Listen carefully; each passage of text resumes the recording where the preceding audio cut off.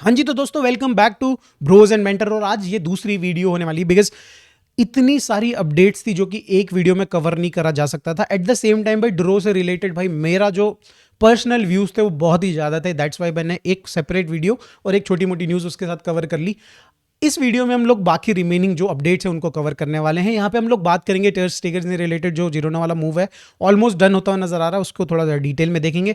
कसाडो से रिलेटेड एक major update आ रही है, although it's just an update, अभी कुछ भी प्रूव है नहीं। यहाँ पे हम लोग बात करने वाले हैं यहाँ पे कैंप न्यू 62,000 कैपेसिटी के साथ जो ओपन होने वाला है उसमें क्या अड़ंगा आ रहा है उसके ऊपर थोड़ा डिटेल में बात करेंगे।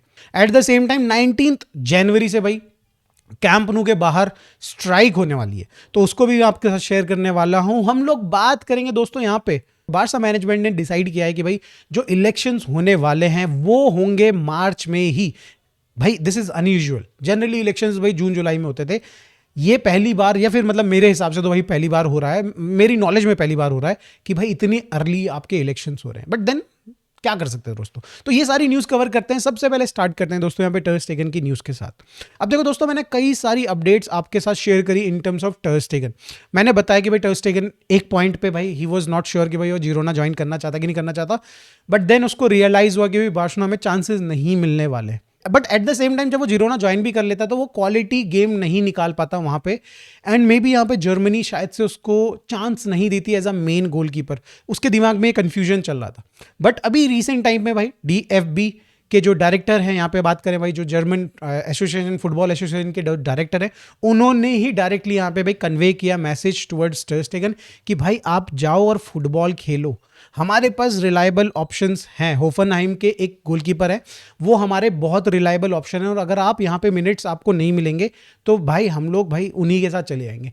एंड वो प्रेशर कहीं ना कहीं यहाँ पे टर स्टेगन के ऊपर क्रिएट हुआ, and finally it seems like भाई बहुत सारे रिलायबल सोर्सेस कह रहे हैं, फब्रीजियो ने कह दिया है और बताया जा रहा है कि भाई he will join, he has given the green light to Girona move. But दोस्तों यहाँ पे बार्सिलोना फैंस के लिए खुश होने के लिए कुछ है नहीं।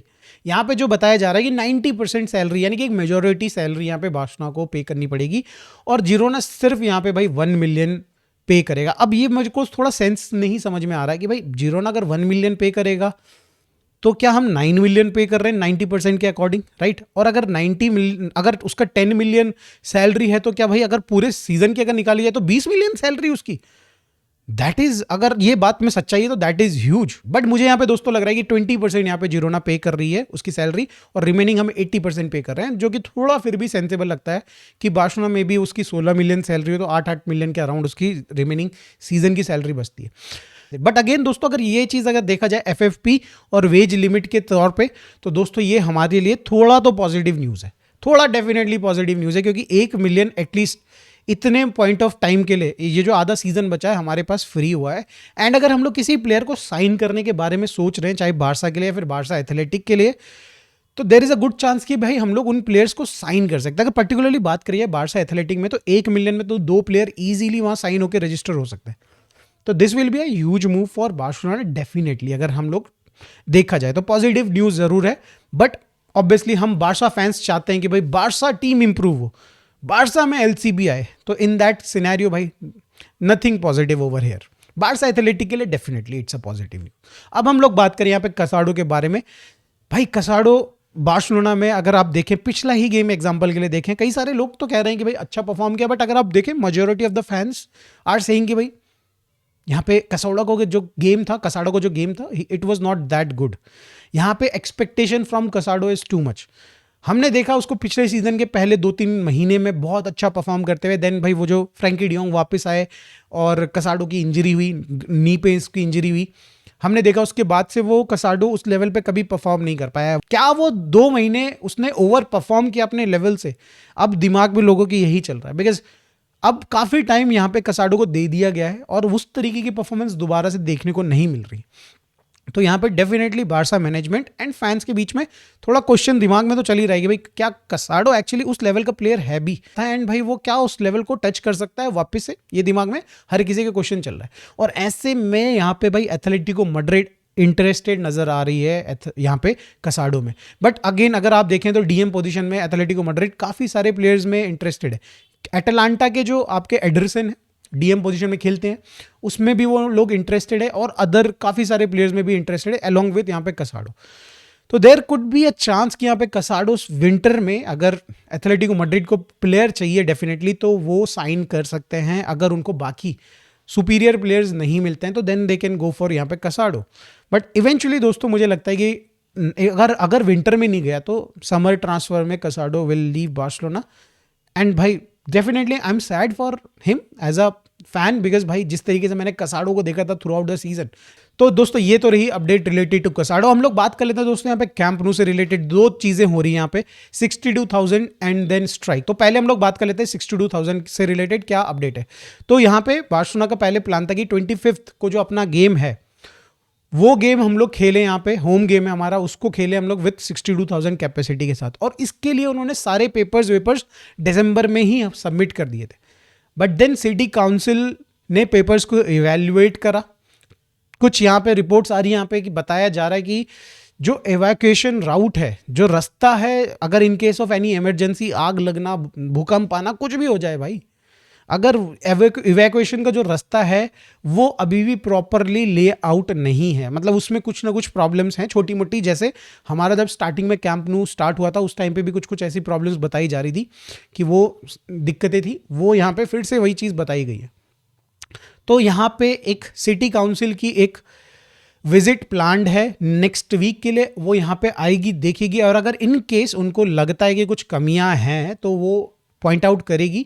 जो कि यहाँ पे रिपोर्ट्स हैं कि भाई there are flaws, definitely there are flaws जिस पे बार्सा को काम करना पड़ेगा। एंड अगर ऐसा होता है तो भाई February 14th या 16th के अराउंड जो हमारा होम मैच है वो कहीं ना कहीं बार्सिलोना उसमें ही अपना वापस से 62,000 कैपेसिटी के साथ खेल पाएगी। तो दोस्तों ये तो रही कैंप न्यू की 62,000 रिलेटेड अपडेट।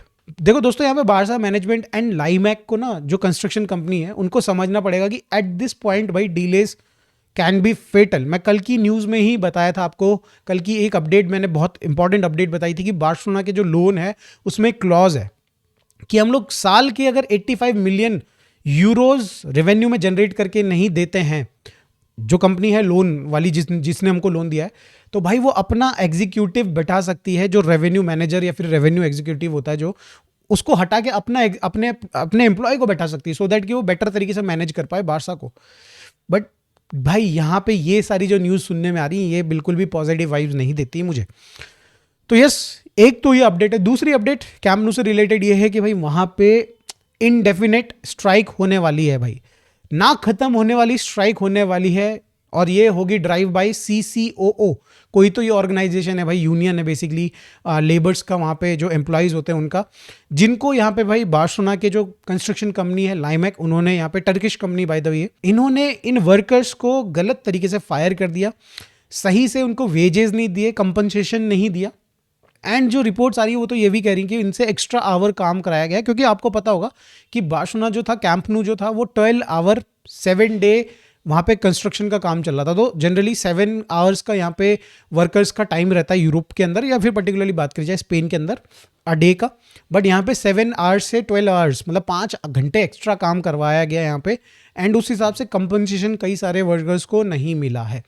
बट यहाँ पे बार्सिलोना को ये इफेक्ट नहीं करना चाहिए, बिकॉज भाई हमने लाइमैक को हायर किया है कि भाई तू हमारा कंस्ट्रक्शन करके दे, हम यहाँ पे इन पकड़ के इन वर्कर्स को काम नहीं करवा रहे। तो definitely they can do their strike, जो भी है वो कर सकते हैं, कोई प्रॉब्लम वाली बात नहीं भाई। लाइमैक से पैसे लो, उनसे भाई जो भी कंपनसेशन है वो लीजिए, कोई दिक्कत वाली बात नहीं है। बट इसमें कैंप न्यू या फिर यहाँ पे बार्सिलोना कुछ खास कर नहीं सकती है। But they can do is भाई दे कैन आस्क लाइमैक कि भाई थोड़ा यहाँ पे भाई जो भी कंपनसेशन बनता है आप दे दीजिए, आपके हिसाब से जो बनता है दे दीजिए। Definitely it's not a good news for Barcelona, भाई थोड़ा नाम खराब होता है, बट यहाँ पे बार्सिलोना कुछ नहीं कर सकती दोस्तों। ना तो हमें पैसे देने की ज़रूरत है, ना ही हमें भाई कुछ सॉफ्ट साइड दिखाने की ज़रूरत है यहाँ पे। अब बात करें दोस्तों, यहाँ पे इलेक्शन की डेट फाइनल हो चुकी है इन बार्सिलोना। यहाँ पे प्रेसिडेंसी की जो इलेक्शन है उसकी डेट फाइनल हो चुकी है। बताया जा रहा है कि 15 मार्च या फिर 22 मार्च ये ऑर्गेनाइज किया जा सकता है ये इलेक्शन, और इसके लिए अग्रीमेंट में आ चुके हैं चारों के चारों प्रेसिडेंसी के कैंडिडेट। यहाँ पे लपोर्ता, भाई फॉन्ट, और बाकी जो 2 अननोन नेम्स हैं, अननोन नेम्स मतलब मेरे को याद नहीं है, obviously there are reported names जो कि आप जाके फाइंड आउट कर सकते हैं। बट 4 लोग जो कि यहाँ पे भाई इस इलेक्शन में खड़े हो रहे हैं for the position of president of Barcelona obviously, तो वो लोगों ने अग्री कर लिया कि भाई चलो ठीक है भाई मार्च में ही करवा दो।